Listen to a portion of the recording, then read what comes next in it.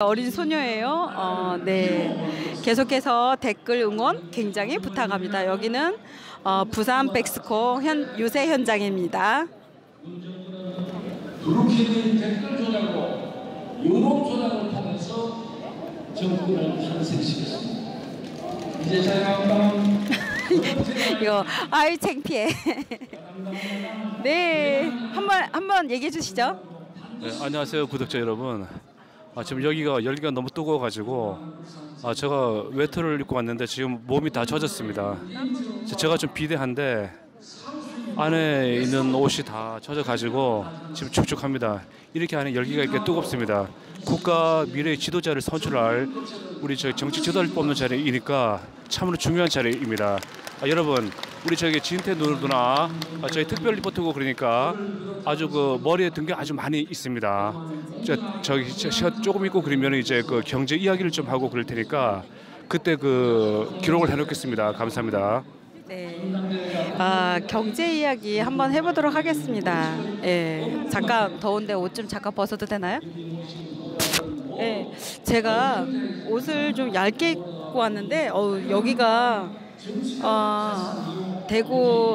대구에서 대구 엑스포에서 너무 더워가지고 좀 얇게 입고 왔는데 그래도 여기 땀이 줄줄 납니다. 밖에는 되게 찬바람이 부는데 여기는 열기로 인해서 엄청나게 더워서 이제 옷을 벗어야 될 지경인데, 자, 경제 이야기. 자, 경제가 일단 경제라는 것이 왜 여기까지 와서 사람들이 말할 때 경제가 왜 안 좋다고 얘기를 하는지, 그리고 경제를 왜 어떻게 하면 살릴 수 있는지에 대한 방안을 제가 얘기하기 전에 한마디를 얘기하겠습니다. 저는 원래는 인하대 미술교육학과를 졸업한 미술생도인데 대학교 졸업하고서 물건을 제조하는 일을 했습니다. 그리고서 한 30여 년 동안 유통업에 종사를 했는데요. 제가 제조를 해서 유통을 했을 때 얘기를 잠시 해드리겠습니다. 그때 이제 제가 어떤 제품이 있었는데 슈퍼를 가게 됐습니다. 이제 그 슈퍼에 이제 물건이 깔려 있는데 그 물건이 소매가 안 되는 거예요.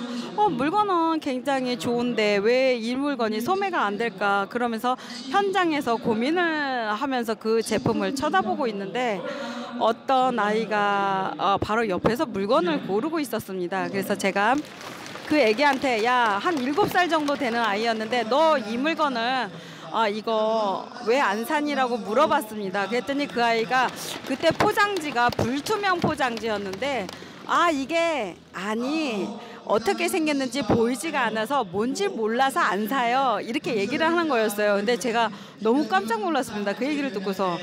정답은 너무 아이러니하게도 아주 쉬운 데 있었는데 그 투명 포장지를 사용했으면 그 물건을 선택할 수 있는 기회가 있었는데 그 불투명 포장지다 보니까 제품을 뭔지를 몰라서 아예 선택의 기회를 박탈한 것이었습니다. 그 7살 아이의 말을 듣고서 굉장히 놀랐는데, 사실 일본은 물건이 다, 우리나라는 이제 불투명 포장지를 쓰는데 일본은 투명 포장지를 씁니다. 그래서 그 물건이 이제 예를 들어서 멸치가 들어있다. 그럼 그 멸치가 다 보이게끔 투명한 포장지를 쓰고요. 목소리 작게도 다 들어. 그리고 또 뭐 예를 들어서 초콜릿이 들어있다. 그래도 투명한 포장지를 써서 그 안에 초콜릿이 어떻게 들어있는지 그 가격과 비교를 해서 내 이 돈을 주고 사 먹어도 되는지, 그리고 맛은 좋게 생겼는지 나쁘게 생겼는지를 식별할 수 있는 포장법을 쓰고 있었습니다. 제가 이런 얘기를 왜 하냐면 경제 살리는 것도 이렇게 간단한 데에 있다는 것을 설명드리기 위해서 제가 약간 사설을 늘어놨는데요. 경제라는 것은 이것을 알아야 됩니다. 기업과 정치인의 관계를 얘기하겠습니다. 정치인은 사실은 유통기간이 있는 직업입니다. 예를 들어서 대통령도 5년, 국회의원도 몇 년 해서 자꾸 유통기간에 따라서 그 사람이 다시 재선이 되기도 하고 3선이 되기도 하지만 대부분 그 임기를 채우고 물러나기도 합니다. 그래서 결국은, 그렇지만 경제인들은 할아버지가 부자였고 아버지가 부자였고 본인 자신이 부자였고 그 다음에 그 손자가 부자로 대대로 세습을 하죠. 예, 결국은 정치인과 대기업은 경쟁 상대가 안 된다는 것을 얘기를 하는 겁니다. 뭐 기분 나쁘게 들릴지는 모르지만 사실 현실이 그렇습니다. 그래서 대기업이 오늘날과 같은 24시 편의점을 만들기 위해서 엄청난 노력을 많이 했습니다. 그 사람들이. 이 사람들은 옛날에는 우리가 이제 기업에 취직을 하면 월급을 받죠. 뭐 200이라든지 뭐 150이라든지 아침부터 저녁까지 일을 해서 월급제로 이렇게 직원을 고용했습니다. 근데 그런 직원들이 농땡이를 부리거나 또 이렇게 회사에 이렇게 항의하는 일이 잦아들다 보니까 기업이 생각을 했습니다. 어떤 생각을 했냐면 그 직원을 부린 만큼 월급을 주고 싶은 겁니다. 그러니까 예를 들어서 우리가 잘 아는 칸초 한 박스를 팔았다. 그러면 그 한 박스에 대한 월급만 그 임금만 지급을 하고 싶은 겁니다. 근데 옛날에는 그냥 일반적인 슈퍼가 많았기 때문에 그렇게 하고 싶었지만 할 수가 없었습니다. 그래서 기업이 어떤 생각을 했냐면 예를 들어서 슈퍼를 차렸는데 이게 슈퍼에 시설비가 3천이 들었다. 근데 장사가 잘 안 되는 거예요, 슈퍼가. 그러면 다른 3천 이상을 주고 들어올 사람을 데리고 와서 자 4천을 줄 테니까 이 가게를 24시 할 사람한테 넘겨라 이렇게 얘기를 한 겁니다. 그러니까 장사도 안 되는데 자기 시설비보다 더 많이 준다 그러니까 24시로 바로 넘겼습니다. 그리고 다음에는 3천만 원 들었는데 장사가 안 돼. 근데 어떤 24시로 넘기는데 3천 권리금을 지불할 사람이 있으니까 24시로 넘겨라. 그러니까 다시 넘겼습니다. 근데 다음에는 장사가 안 되는데 2천만 원을 줄 사람이 있으니까 넘겨라 해서 결국은 이게 이렇게 기획을 한 지가 한 25년 정도나 30년 정도 기업들은 이 생각을 오랫동안 했는데 하나 둘 일반 슈퍼에서 24시 편의점으로 바꾸는데 성공을 하게 됩니다. 결국은 제가 왜 슈퍼 얘기를 계속 하냐면 식당이나 옷가게나 모든 것이 체인점이지만 그 실업자 고용의 난을 갖다가 가장 피부로 느끼는 게 동네 구멍가게였습니다. 그 구멍가게의 몰락은 전 국민의 실업률을 월등히 끌어올리는데 공헌을 하게 됩니다.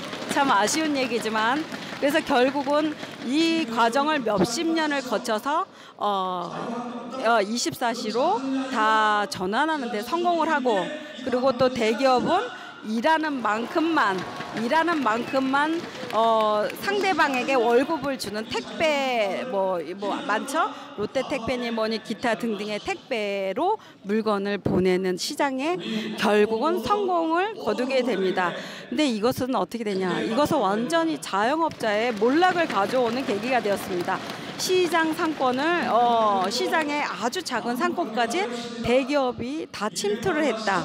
이것은 이제는 뭐 그다지 이상한 얘기가 아니라 뭐 당연시 하게 되는 이런 풍조가 생기고 결국은 국민들은 실업수당이라는 아주 묘한 제도 속에서 정말 근근히 마지못해 힘들게 살고 있는 2019년대를 맞이하게 되었습니다. 근데 어떻게 살리냐? 진태 누나, 당신이 어떻게 살리냐? 그 해법을 어떻게 알고 있어? 네, 어떻게 알고 있냐고요? 어떻게 알고 있을까요? 참 아이러니하게도 그 24시로 된 그 편의점, 그 음식점, 그런 모든 체인점에 다시 그 안에 뭐 밀가루를 넣었던 사람, 과자를 넣었던 사람, 국수를 넣었던 사람, 그 수많은 자영업자들이 몰락을 했습니다. 더 이상 그 사람들은 대기업 외에는 물건을 넣을 수가 없어서. 그럼 이 사람들을 다시 어떻게 넣느냐? 답이 그 체인점에 다시 이 사람들이 물건을 다시 넣으면 이 실업률이 해소가 되는 겁니다. 근데 야 이거 체인점인데 너 어떻게 이거를 어떻게 다시 넣는다는 거야 이렇게 말할 수 있겠지만 그거는 이유가 그거에 대한 해법이 있습니다. 자, 24시 편의점을 차리고 보고 24시 뭐라든지 각종 체인점을 차리다 보니까 이게 너무 생각이랑 너무 다른 거예요. 이거 잘 차렸다 하는 사람도 있었지만 이거 아니야 라고 고민하는 사람들이 너무 많았던 겁니다. 그럼 이 사람들에게 위약을 하면 위약금이 엄청 나옵니다. 나 너랑 같이 거래하고 싶지 않아. 그러면 문재인 정부처럼 그 어마어마한 돈을 이 사람들의 위약금을 물어주는 데 쓰는 겁니다. 뭐 전액이 아니더라도 그 일부라도 아니면 전액을 지원하고 차감하는 방향으로. 그러면 이 한 가게에 각종 뭐 농심, 동원, 삼다수 이런 여러 가지 기업이 다시, 그러니까 자영업자들이 다시 물건을 넣을 수가 있습니다. 치킨을 튀기던, 그러니까 통닭을 튀기는 할아버지가 있고 그 통닭을 아버지가 튀기고 그 다음에 아들이 튀기고 그 손자가 튀기고 굳이 실업률을 고민할 필요가 없는데 우리는 직업을 다 뺏고 나서 직업을 찾아주겠다고 하는데 이거 굉장히 아이러니한 일입니다. 이거는 누가 대통령이 된다 하더라도 이것은 이렇게 헤쳐나갈 수가 없는데요. 이거는 반드시 그렇게 돼야 되고요. 이 기업도 너무 손해를 보지 않고 그리고 체인점을 차렸던 분들이 세금이라든지 우리가 도와주는 어떤 해법으로 이 옛날식으로 다시 돌아가는 것이 실업률을 해소하는데 진짜 당연한 그 해답이죠. 굉장히 그 어린아이가 투명한 봉지라면 보였을 텐데 불투명한 봉지라서 살 수가 없었습니다. 그런 것과 똑같이 이미 다 옛날에 그 체인점이 아니었을 때는 이런 실업난은 걱정할 필요가 없었습니다. 그래서 정말 아이러니하게도 그 쉽게 다시 그 쫓겨났던 일자리에 그 사람들이 다시 들어가는 방법밖에 다른 방법이 없는데요. 이거는 정말 중요한 얘기고 이것이 성공을 하고 이것이 많은 세금이 들어가고 많은 시간이 걸릴지라도 반드시 해야 되는 이유가 여기에 있습니다. 국민 여러분, 대학교 졸업하고서 많은 친구들이 실업 속에서 굉장히 어려움을 겪고 있는데요. 어려움을 겪으면 겪을수록 물론 이제 체인점 차리신 분들 굉장히 반발이 심하시겠죠. 하지만 체인점을 차리고 보니까 굉장히 후회스러운 분들이 많습니다. 그런 분들에게 세금 보조를 해줘서 이 어려운 그 취업난을 갖다가 뚫고 나가길 바라면서 당대표가 되실 분에게 앞으로 또 대통령이 되실 분 그리고 법을 만들고 있는 국회의원들에게 진정으로 이 방법밖에 없다는 것을 다시 한번 얘기하고요. 또 시장이라는 것이 이제는 옛날과 다릅니다. 굉장히 옛날과 달라지고 있는데 거기에 대한 교육 같은 것이 굉장히 필요한 시기고 그거는 또 다음 시간에 얘기하도록 하고 잠시 쉬도록 하겠습니다. 봉지루 방송이었습니다. 잠시 쉬고 다시 올게요. 설치하던 비밀 공작원이 체포된 후 닉슨은 압도적으로 재선에 성공했습니다. 그러나 결국은 26개월 만에 사퇴하고 말았습니다. 청와대에게 이야기합니다. 침묵으로 진실을 가릴 수 없습니다. 이 사건의 진실을 말해